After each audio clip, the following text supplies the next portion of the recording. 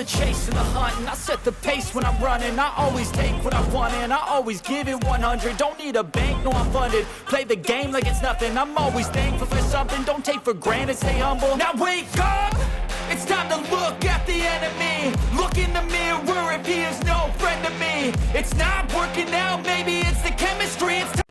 This is a Hyper Go. It has a GPS, so... What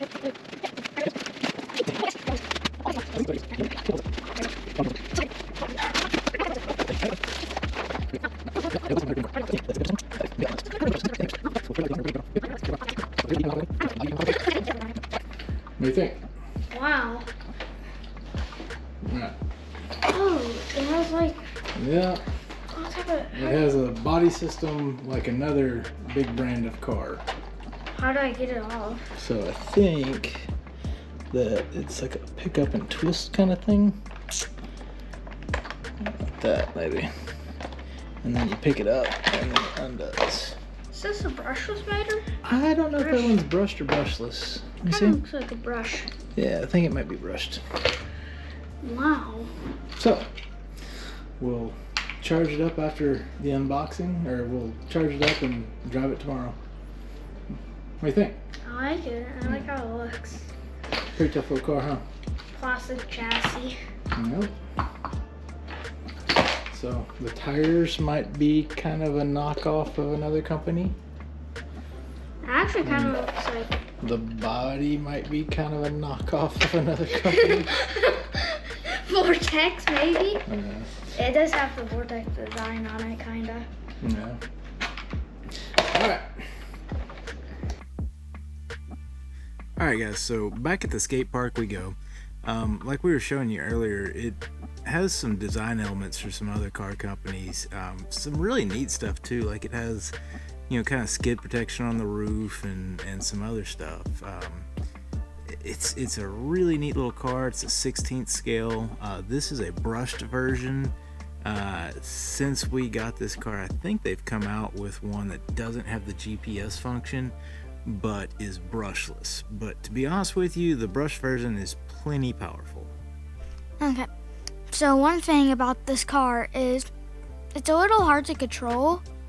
Is like the smaller the car, and if there's like more power, you can't really control it.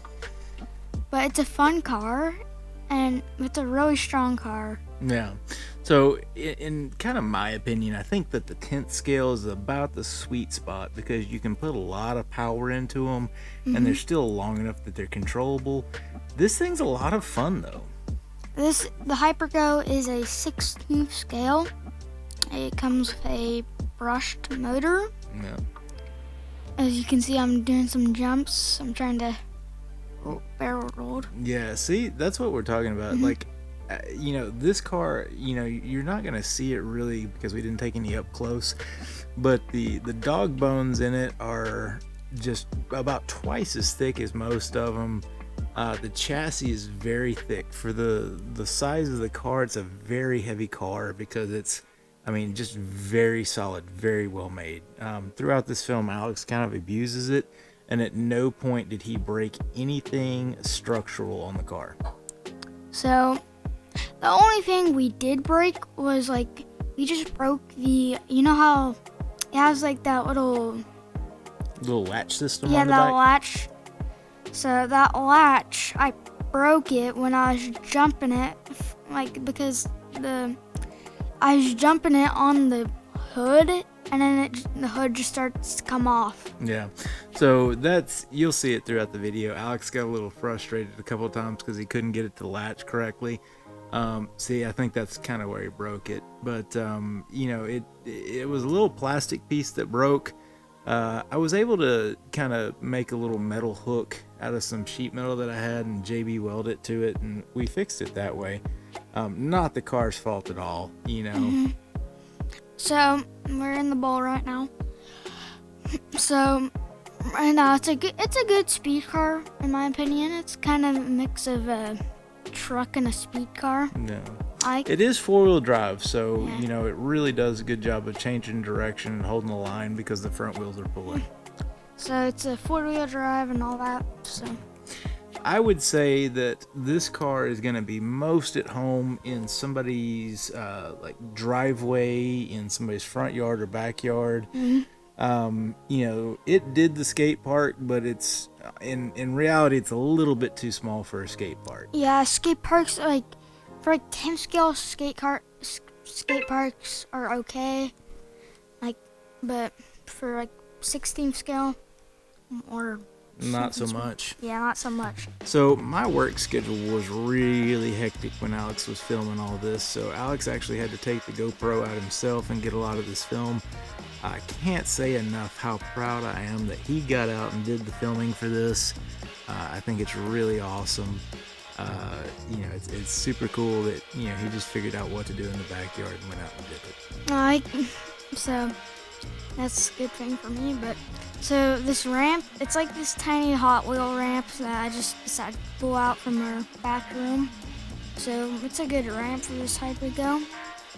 Like I said, I think that this is really where this car is at home. In the backyard, in the cul-de-sac, nice little backflip. Thanks. So this is kind of one of those that like you can throw a battery in it. And by the way, it does come ready to run. This one comes with a very small battery that's charged by USB-C. It does have like the Dean's or T connection, so you can run other small batteries, if you have extra. So the Hyper Go, when we got it, it came with a battery. And so it was like this, we had more batteries, so we decided to use the other ones. Yeah. Just because the battery wasn't that good and... The other batteries last longer. Yeah. So Scooter and Samson, Scooter's the big dog, they dislike remote control cars. I don't know what it is, but they really do. And so here is the actual torture test of this car. This car survived the ultimate torture test. I don't know why, but they like a vacuum cleaner, but not a RC car. Yeah, they'll deal with our robot vacuum, but not this car, right? Yeah, it's like, I get annoyed from the vacuum cleaner, like, a lot when I'm just watching something. Yeah. Now, one of the other neat things about this car is there was a gentleman that we met the other day at the park, and he was driving one of our tent scales, and he had his girlfriend or his fiance with him, and you could tell she was a little bit intimidated by the bigger cars, but I suggested that she drive this. She liked it a lot, and I think she's probably going to buy one herself. So if you got a smaller kid, I think this is a great car. It's a great starter car. If this one's about $110, depending on what you can catch it on sale on Banggood for. For my money, man, it's a tough call between this and the Granite Voltage. Both good cars. Granite Voltage is 10th scale, so maybe a little bit more drivable. Yeah. So the Granite Voltage, we got it, and it's a strong car. Yeah. I liked it. It was like my kind of first ever car, but so the Hyper Go, I have popped the wheel off the wheelie bar. Yeah, but I mean, it all snaps back on. I mean, any abuse this car took, it really, like I said, the only thing that really broke was just the tiny little plastic clip, and that was more our fault. Alex was jumping it, and it probably wasn't designed to be jumped as high, and it definitely wasn't designed to be eaten by a dog. So. If the hood was a little, as you can see, the hood starts to bend after a little. Yeah, Scooter is usually a very sweet dog, but he really dislikes this car. Yeah, as you can see, he just wanted the car so bad, he just fell over and didn't care. Yeah, but I mean, I think this is a good testament to the car. You can see that it's taken the kind of medium to short grass pretty well. He definitely put some teeth marks in it. It's full of slobber right now, but you can see the hardened plastic skid marks, or skid rails that they put on the roof and on the tailgate of the car. So like as you flip it and tumble it, it's gonna keep that plastic body more protected. So right now we're at the def jump.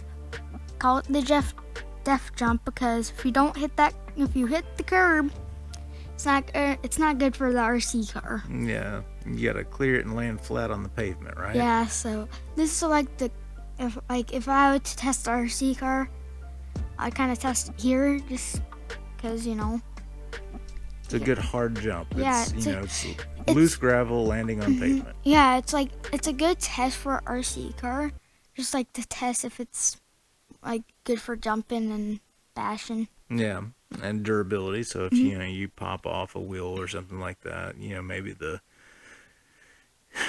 steering mechanism wasn't quite as robust as it could have been. I wouldn't say this is like a skate park car. I'd say it's just like a backyard car. Yep. Especially with that little red ramp I had.